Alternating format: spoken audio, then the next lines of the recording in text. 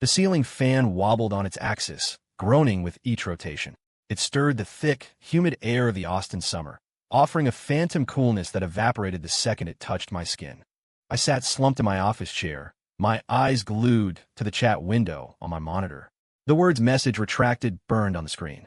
It was the height of summer, but I felt a bucket of ice water crash over me, a shudder racking my body. "Leo, Mr. Vance wants to see you in his office." A hand, all sharp knuckles and slender fingers, rapped on my desk. The voice was laced with a familiar note of resentment. "Right? Be right there." I forced the words out, my lips tight. I quickly typed a few lines of code, a reflexive habit, then rose from my chair without another thought and headed for the office. "Leo."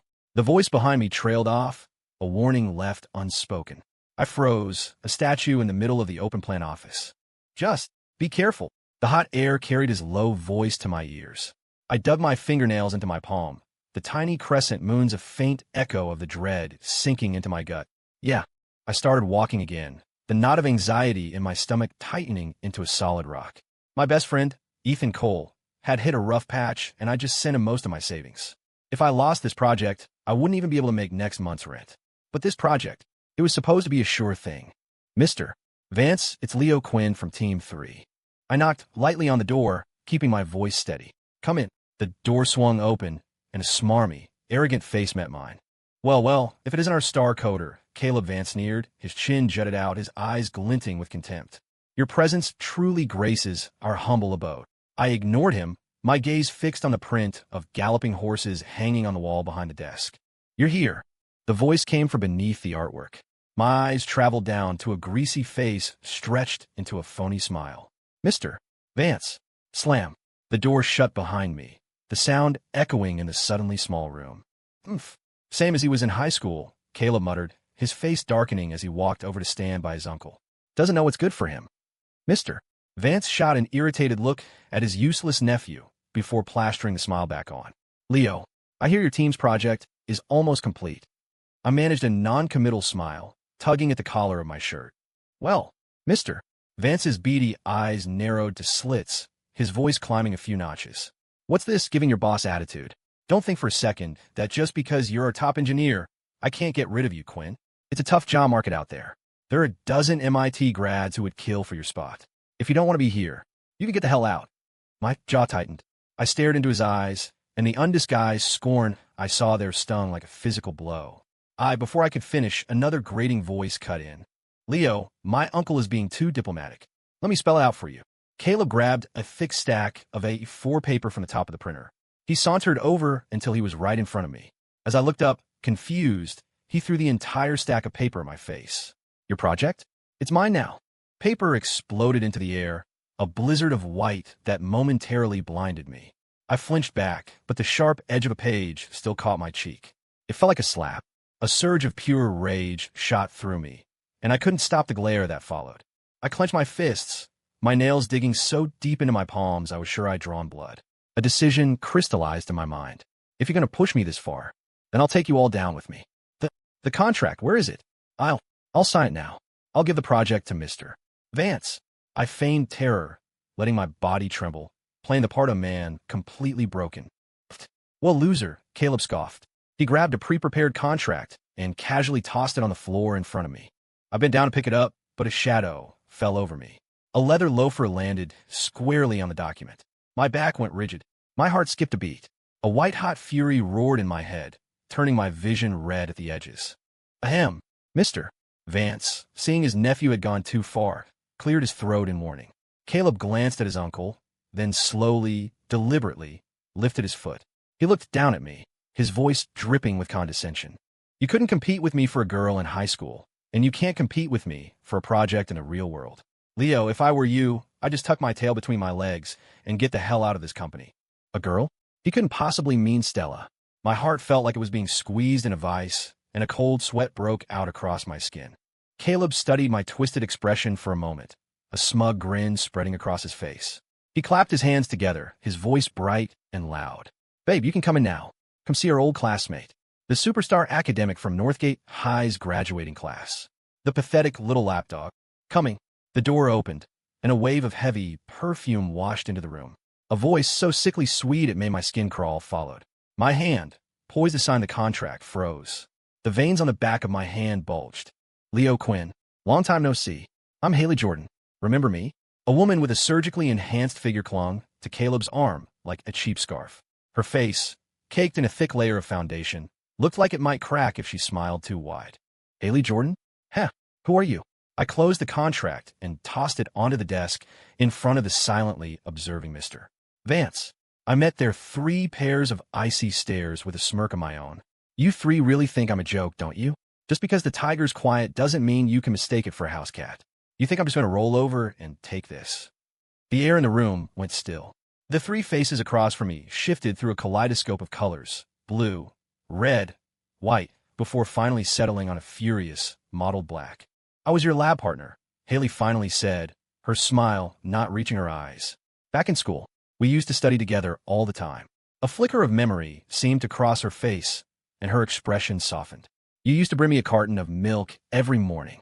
I frowned, thinking back. My gaze landed on Caleb's face, which was now a mask of smug satisfaction. I crossed my arms. Were you royalty? If you're looking for an ego boost, you come to the wrong place. Is it possible? The lapdog who brought you milk was the one standing next to you. Caleb's smile vanished. His eyes went wide as he stared at Haley. The realization dawned on him. He was the pathetic admirer Haley had always complained about. A vein throbbed in Caleb's forehead. He swayed slightly, then tore his gaze away from the woman, who was now staring at the floor. He shot me a look that could kill. Cut the crap. Write your resignation letter, and then get the hell out of my sight. His voice, choked with rage, was like the satisfying hiss of a soda can opening on a hot day. It sent a wave of relief through me. I ignored the jumped-up clown and turned my attention to the elder Vance, who was calmly sipping his coffee. Mr. Vance, is this your final decision? Mr. Vance took another sip, closing his eyes in enjoyment. He tilted his chin, his expression unreadable. Don't come begging me to stay later. I let my eyes fall half-closed, stuffing one hand in my pocket. With the other, I pulled the pin from my shirt and began to toy with it, the picture of boredom. Hilarious. The coffee mug slammed down on the desk. The sharp crack shattered the air, instantly silencing Caleb and Haley, who had been about to erupt. My work computer is formatting itself as we speak, I said, my casual tone echoing in the tense office. It should be just about done by now. Mr. Vance's face drained of color. He shot to his feet, his lips trembling. His voice cracked as it shot up an octave. You idiot, what are you waiting for? Go check on it. Yes. I'm going. Caleb's pupils contracted. He shoved Haley off his arm, ignoring her cry of protest, and sprinted out of the office. This project wasn't just any project. It was a critical component of a major corporate initiative. The top brass were watching it like hawks. Not a single link in the chain could fail. And now, with him as the lead, if something went wrong, he and his uncle would be finished. The only copy of the project is on my computer. I called after him, my voice cool and cutting. You better run. Any slower, and it'll really be gone. The sound of frantic footsteps faded down the hall. You have a backup, don't you? Mr. Vance's face was a stony mask, his fists clenched so tight his knuckles cracked. Quinn, do you want to be blacklisted from the entire industry? I haven't gotten where I am by being a pushover. If I want to, I can make sure you never work in Austin again. I gripped the pen in my hand, my knuckles white, about to respond. Who is it you're planning to run out of town? A voice as cool and clear as glacial water came from the doorway. My heart hammered against my ribs. Every hair on my body stood on end. That voice. Could it be her? I whipped my head around and collided with a pair of eyes that were dancing with amusement. Leo, it's been a long time. The woman leaned against the doorframe, her cool gaze slightly lowered, radiating the effortless authority of someone born to lead. Stella, long time no see. My mind went blank. I dropped my head, a bitter taste spreading from my tongue and seeping into my bones. There's nothing in this world worse than having the one person you ever truly wanted witness you at your absolute lowest. Ms. Winters, what brings you here? Mr. Vance scurried forward, his voice slick with deference. You and Leo, you know each other. Stella's gaze swept over me. My shoulders slumped in defeat. Her voice was as sharp as frost. We're acquainted, but not close. She paused. Since he's responsible for a major work disruption. Let it go. Not close. I chewed on the words, my heart constricting as if tangled in 1,000 tiny threads, each pull a suffocating stab of pain. The anxiety vanished from Mr. Vance's face. He shot a look at me, his voice becoming sharp and triumphant. Quinn, restore the files immediately, then report to HR. Ms. Winters is a rising star in the business world. Crushing you would be like crushing an ant. If you don't want to work in this city again, you can keep being stubborn. I opened my mouth, forcing a weak smile. The hand clutching the pen was shaking, the knuckles bone white. Of course. Stella, consider us even for what I owe you from high school. I subtly fiddled with the tiny recording button on my pen, then turned and stumbled toward the door. Wait. Her cool voice was like a splash of ice-cold soda on a sweltering day. It stopped me dead in my tracks. There's also the matter of damages for the delay. Her voice was all business. Mr. Quinn, you'll have to compensate the company for its losses. Seeing as we're acquainted, let's call it an even 50,000. That's not an unreasonable request, is it? I took a deep breath, gathering the shattered pieces of my composure. I turned to face Stella, my gaze steady, and said, one word at a time. I'm short on cash right now. I can write you an IOU. I'll pay you back later. I don't trust you. After all, in my book, you have absolutely no credit. Her words were daggers. My hand started to tremble. I let out a self-deprecating laugh, the bitter taste of defeat rising in my throat like bad medicine. Chloe, give Mr. Quinn the contract. Stella nodded to someone behind her. A woman with a sleek, professional demeanor immediately stepped forward with a prepared document. I pressed my lips together, took the contract, and signed my name without even reading it. Ms. Winters, may I go now? I heard my own voice, hoarse and strained, echo in the small room. You may. And keep an eye on your texts for payment reminders. Don't worry about HR. I've already taken care of it.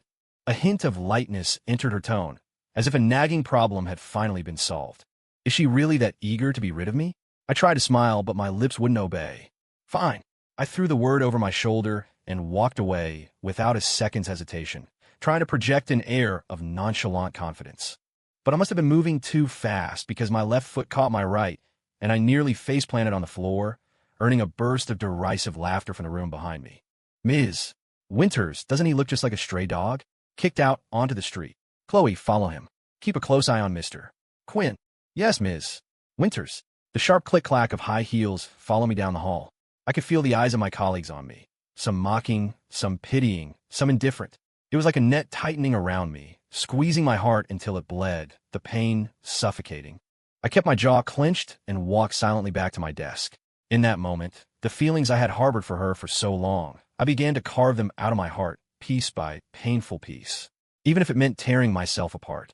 I didn't care. What's the point in fighting it? In this world, who you know will always be more important than what you know. Someone bumped into me, making me stumble. The arrogant voice of Caleb Vance floated past my ear. Caleb, Ms. Winters wants to see you in her office, Chloe said from behind me. Her voice was flat, but held an undercurrent of ice. I'll be right there. And Ms. Chloe, I'll look forward to working more closely with you in the future. The sickeningly sweet voice faded away, replaced by a non-committal hum carried on the hot air. I pressed my tongue hard against the inside of my cheek, fighting the stinging in my nose. I tilted my head back, forcing the tears back before they could fall. Leo, you okay? One of my teammates asked, his voice full of concern. I shook my head, giving him a look that said, stay out of this. I sat down at my station and started typing. A moment later, the project data transfer hit 100%. I swiftly pulled out the USB drive, grabbed the cardboard box Chloe had brought me, and under the furious glares of my team, began to pack my things. I didn't have much. The large box filled up quickly. Just as I was about to leave, a commotion erupted down the hallway. My head snapped up. I've seen sons who screw over their fathers, but I've never seen a nephew screw over his uncle. You useless piece of trash. Uncle, don't act like you weren't greedy for that commission. The shouting match grew closer. I watched the drama unfold, momentarily stunned. My direct stare must have been obvious, because the first person a red-faced Caleb noticed was me. What are you smirking at, you loser? You're getting kicked out, just like us, he snarled, his teeth bared and his bloodshot eyes wide. Beside him, Mr. Vance looked defeated, his expression grim. He glared at me, his hands trembling as he clutched his own box of belongings, looking like he was about to explode. I just smiled, a strange sense of calm washing over me. The anger in my chest suddenly dissipated, like a balloon that had been pricked. One of me for three of you. Not a bad trade, I said. Then, I glanced at Haley Jordan, who had been conspicuously silent through the whole ordeal. A strange feeling pricked at me. Excuse me. Chloe's voice cut through the tension. Mr. Quinn is being transferred, not terminated. She looked at the three stunned faces, then gently took my arm and led me towards the executive suite without a backward glance. Behind us, there was a moment of shocked silence, followed by a torrent of impotent rage that echoed through the entire office. Even the ever-composed Haley finally lost her cool. "Mr. Quinn Winters is waiting for you inside." After delivering her message, Chloe turned crisply and walked back to the secretarial area. I stood there, clutching my box, staring at the imposing, polished mahogany door. I couldn't go in, but I couldn't stay. My mind was a mess, a swarm of ants crawling under my skin, an itch I couldn't scratch. After a long moment, I finally pushed the door open. The office was empty, except for the sound of running water. My heart began to pound. I instinctively looked toward the sound and saw, through a frosted glass door, the faint, slender silhouette of a woman showering. My ears rang, and the world went silent. Memories flooded my mind like a frantic slideshow. For a second, I was back on that night, that intoxicating night 7 years ago. Amid the loud chirping of cicadas, a girl with flushed cheeks and eyes clouded with desire had leaned against my shoulder. Her usually cool voice was as soft as melted honey, whispering his name over and over in my ear. "Leo, Leo." My nose tickled. A warmth spread across my upper lip. I instinctively put my box down and wiped at it. My fingers came away red. I was having a goddamn nosebleed. Before I could deal with my ridiculous predicament, the bathroom door clicked open. Steam billowed out, followed by a long, pale leg, then a slender waist, graceful fingers, and finally, a face of exquisite beauty. Ms. Winters." I ducked my head, pressing my hand over my nose as I backed away, trying to disappear into the shadows. "You weren't so polite 7 years ago," she murmured, a sigh in her voice. The sound of her approaching footsteps made the hair on my arms stand up. I instinctively tried to retreat toward the main door. Try to run? My tie was yanked tight. A hand with long, elegant fingers filled my vision. My brain short-circuited. I forgot how to resist, a marionette being manipulated by its master. My soul seemed to drift out of my body. I watched numbly as her hand wrapped my tie around her fist and pulled me forward hard. I stumbled, a strangled gasp escaping my lips. The world tilted. A sweet, citrus scent filled my senses. A soft sound, like a kitten's complaint, snapped me back to reality. My fingers were touching something warm and impossibly soft. The heat from her skin seemed to sear through my fingertips, straight to my heart, which was now hammering against my ribs like a trapped bird. Stella, don't do this," I stammered, my usual eloquence gone. "You idiot," she whispered, her voice a low hum from somewhere near my chest. "Your hand is inside my bathrobe." I snatched my hand back as if I had been electrocuted.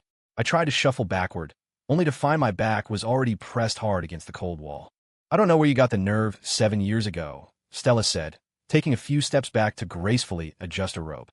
I tried to be a gentleman and look away, but my eyes were traitorously drawn to the droplet of water on her forehead. It traced a path past her perfect eyebrow, down her straight nose, over her pink lips, and along her delicate collarbone before disappearing into the neckline of her robe. I swallowed hard. My throat was dry, and my heart felt like it was about to leap out of my chest. "Let's reintroduce ourselves," she said, her eyes smiling. She looked like a cool glass of mint iced tea on a summer day, clean and bright. "Stella Winters, current CEO of Apex Innovations. It's a pleasure to work with you, Mr. Quinn, my new executive assistant." All the cool detachment was gone, replaced by the triumphant smirk of a fox that had just cornered its prey. A jolt of electricity shot through my brain. My eyes widened in horror. Oh God, I thought. It was a trap, and I just signed a contract. The door clicked shut behind me. I walked in a daze towards a fire escape, needing a cigarette, needing to think. Leaning against the window, I pulled out my phone. My thumb automatically swiped it open, my gaze landing on a contact photo of a jar filled with paper stars. It was my best friend, Ethan Cole. I scrolled aimlessly up through our chat history. My eyes paused on a transfer record for $13,140, then drifted to the message right above it. "Ethan, I'm thinking about leaving Austin. You must be Leo Quinn." A sudden voice made me instinctively hit the power button on my phone. I looked up. A tall, imposing figure stood before me. "Lucas." My brow furrowed. My grip on my phone tightened. A memory flashed in my mind. A boy and a girl, embracing under a streetlight. "You know me? You went to Northgate High, didn't you?" Lucas Thorne adjusted his gold-rimmed glasses, fiddling with the Patek Philippe on his wrist without looking up. "Then you should know about me and Stella. The one that got away." I mumbled under my breath. A small smile played on Lucas's lips. He finally looked up, his eyes doing a slow, dismissive scan of me from head to toe. You do look a bit like me, but a first love is a first love. He paused, letting the words hang in the air.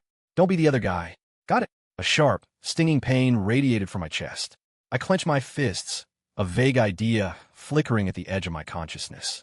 I fought back the storm brewing inside me and unleashed a torrent of fury. Got it? What am I supposed to have got? Who the hell do you think you are? The goddamn morality police. Did you buy that oversized ego on Amazon Prime? It's working overtime, I'll give you that. If you don't know your own damn worth, there's a CVS around the corner. They have scales. Just try not to break it. Lucas's face went dark, the veins on his forehead pulsing. He gritted his teeth, his voice a low, menacing hiss. Leo Quinn, is it? You just wait. I'm the future head of Solstice Biotics.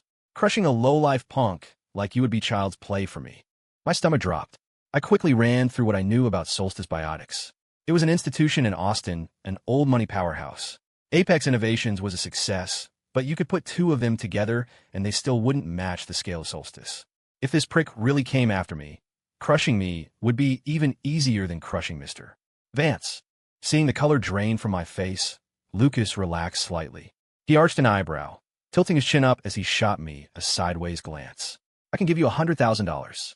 That should be more than enough to cover your contract penalty. Stella only brought you here to make me, her fiancé, jealous. I admit, I've been neglecting her lately. He sighed dramatically. So you'll do me a small favor. Take this room key. Tomorrow night, at 9 p.m., bring Stella to this hotel. I'm going to give her a surprise. And remember, don't tell her it was from me. Once she's in the room, you can get lost. The man stepped forward, pulling a black key card from a five-star hotel out of his pocket and patting it against my cheek. I lowered my gaze, the glare from his ridiculously expensive watch suddenly blinding. Pay me first. I heard my own voice, low and hoarse, say. Otherwise, no deal. In the underground parking garage, I sat in my used Toyota, a cigarette burning between my fingers, the engine off. The ember glowed and faded in the darkness. I idly rubbed the two cards, his bank card and the hotel key, against each other, staring into the tiny point of light. I don't know how long I sat there before a sudden heat on my fingers made me flinch. I looked down to see the flame had burned all the way to the filter. I crushed the butt out in the ashtray and was about to start the car when the door of a red Ferrari parked a few spots away swung open. The two figures inside, their silhouettes were familiar. I squinted, trying to make them out in the dim light, wondering which of my friends were playing their own version of a drive-in movie. A moment later, a disheveled woman stumbled out of the car, followed by the man with the flashy Patek Philippe. It was Haley Jordan and Lucas Thorne. My pupils contracted. The anger in my chest felt like it was about to ignite, to physically burst from my eyes. Stella's one that got away, her perfect first love. What a piece of filth. I raised my phone, my expression dark, and started recording, capturing every frame of the secret rendezvous. They clung to each other, whispering and caressing, looking for all the world like a pair of star-crossed lovers in the dim garage light. If I didn't know he had a fiancée and she had a boyfriend, I might have even found it romantic. After a few more minutes of PDA, they reluctantly pulled apart. The distinctive roar of a supercar's engine shattered the quiet, and the red Ferrari sped off, disappearing from view. I leaned out from a driver's seat and replayed the grainy video. The quality was poor, but you could still clearly make out the faces of the two people locked in a passionate kiss. The next day, I walked into the office to find a line of men in black suits systematically placing a catered breakfast on every desk. I frowned and pulled aside one of my former teammates. Mike, what's all this? I asked. Mike's face lit up. Leo, man, we're in for a treat. It's from the CEO's fiancé. Some guy named Lucas. I think he's the heir to Solstice Biotics or something. My breath caught. A dull ache started in my chest. I couldn't help a bitter smile. So, a merger between two powerful families. It really is a done deal. You're absolutely right, Leo.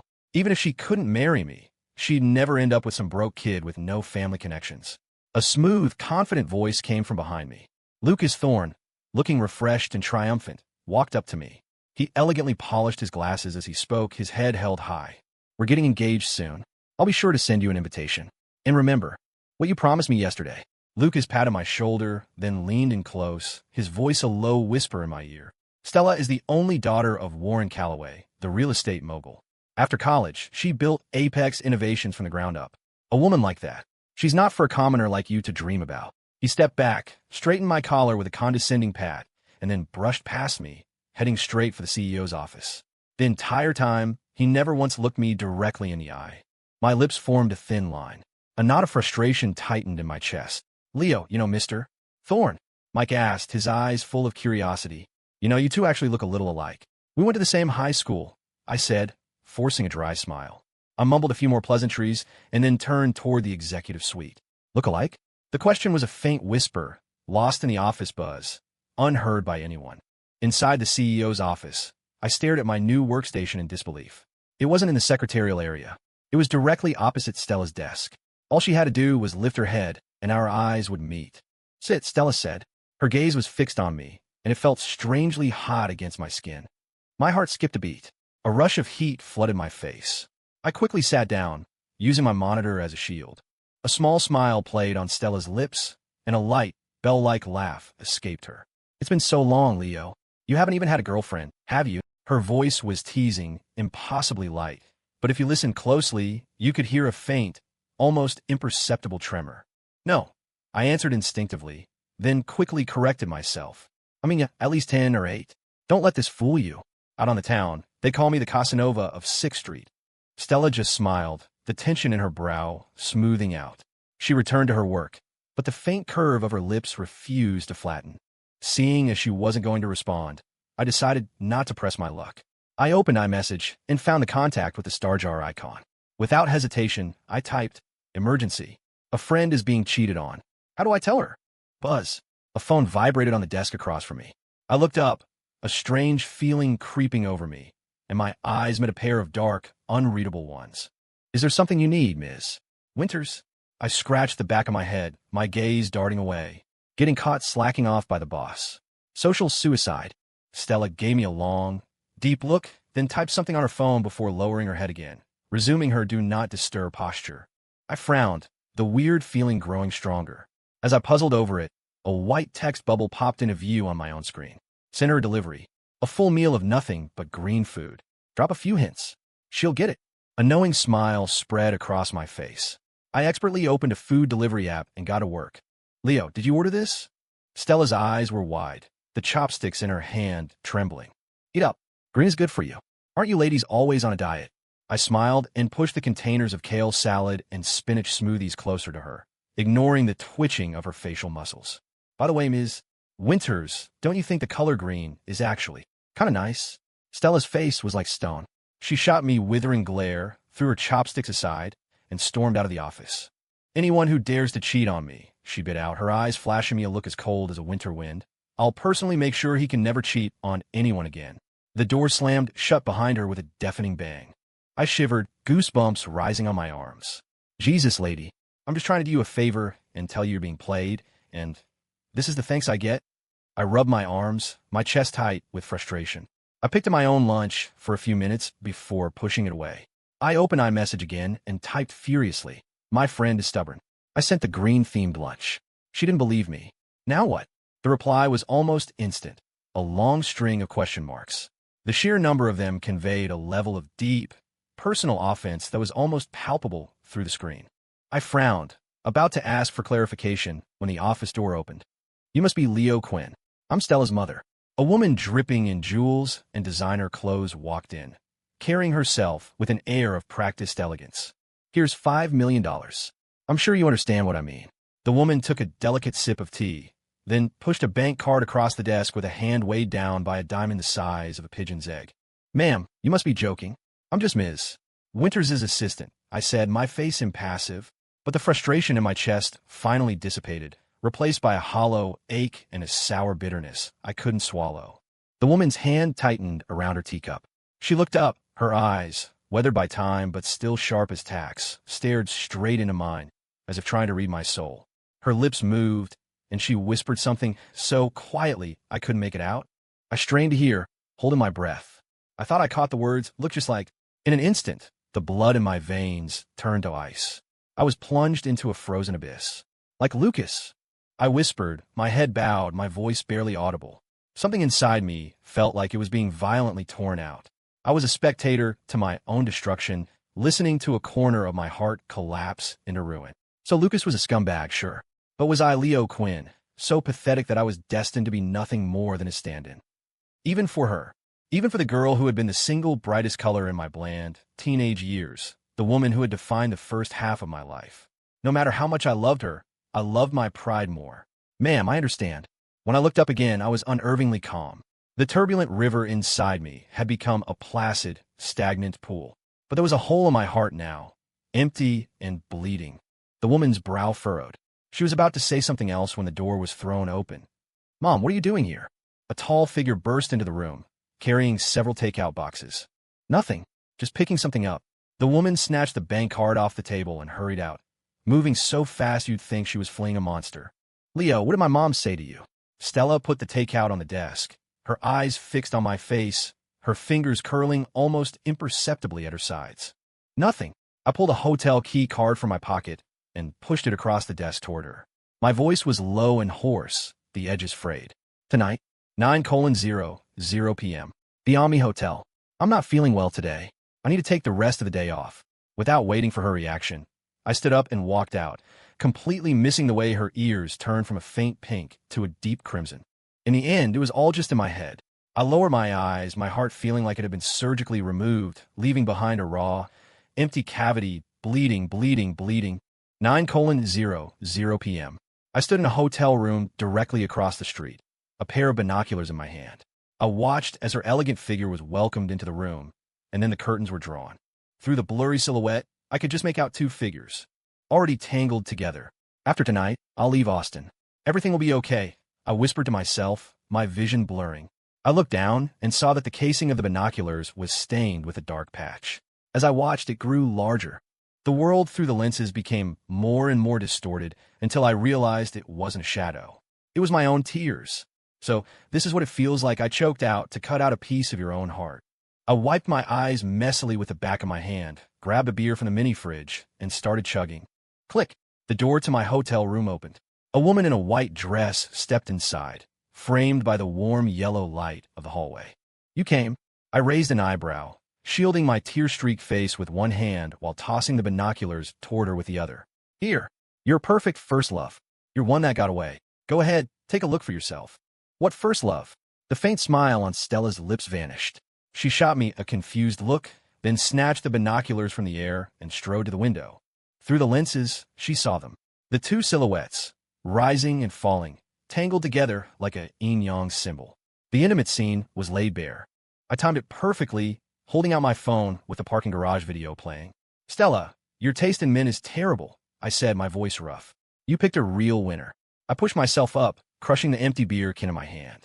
I grabbed my jacket from the chair and staggered toward the door. My resignation letter is on the table. The $50,000 for the penalty is there too. The debit card PIN is 68S. He contacted you? Her voice was like mint-infused ice water on a summer night, laced with a chilling cold. I paused at the door, my lips pressed into a thin line, and said nothing. Stella, goodbye. And I mean it this time. I hope you have a good life. I put my hand on the doorknob, turned, and gave her one last, brilliant smile. Then, without a shred of hesitation, I turned the knob. In the future, I might regret this moment, but Leo Quinn was never going to look back. Click, clack, nothing. Click, clack. A cold sweat broke out on my forehead. My palm was slick. Is this door broken? Don't waste your energy. I own this hotel. Her voice was still cool and distant like a mountain wind, raising goosebumps all over my skin. Leo, I gave you 7 years. The sound of heels clicking on the floor came from behind me. The fresh scent of citrus wrapped around me like a net. And now you're trying to run away again. The clicking stopped. Her voice, suddenly sharp and high-pitched, made my head ring. A powerful force seized me by the collar. In that split second, I remembered Stella was a 6th-degree black belt. In front of this she-dragon, I was as helpless as a baby chick. My center of gravity vanished. I was yanked backward, falling into an embrace as soft as cotton candy. A shadow fell over me as the woman beneath me moved with feline grace, reversing our positions and pinning me to the floor. You already gave me your entire life, she growled, her dark eyes swirling with a storm of emotion. Don't even think about escaping now. Her words hit me like a lightning bolt. A string of text messages flashed in my mind. My eyes went wide. All the blood in my body rushed to my chest, and my heart began to pound erratically. Impossible. The person I was texting was. Before I could finish, a hand clamped over my jaw. A cool liquid, carrying an intoxicatingly sweet aroma, was forced past my lips. My pupils shrank to pinpricks. My blood turned to molten lava.